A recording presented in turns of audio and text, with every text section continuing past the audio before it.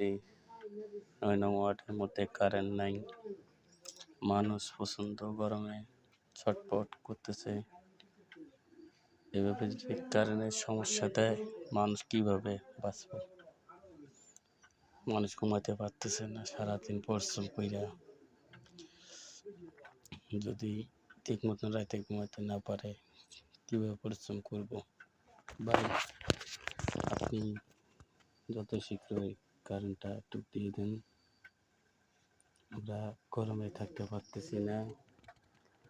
গরমের কারণে আমরা ভিজে গামছা শরীরের মধ্যে দিয়ে রাখছি। প্রচুর পরিমাণ গরম লাগতেছে।